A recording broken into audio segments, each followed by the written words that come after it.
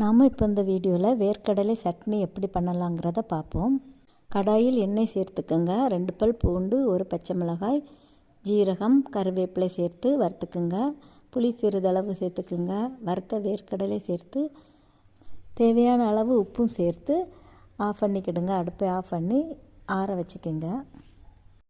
ஆற வைத்த வேர்க்கடலை எடுத்து மிக்சி ஜாரில் நம்ம இப்போ தண்ணீர் ஊற்றி அரைச்சிக்கலாம். நன்றாக விழுது போல் அரைச்சி எடுத்துக்கோங்க. சட்னிக்கு தேவையான அளவு தண்ணீர் சேர்த்துக்கலாம். இப்போ சட்னி தாளிச்சிக்கலாம். கடாயில் எண்ணெய் ஊற்றிக்கோங்க.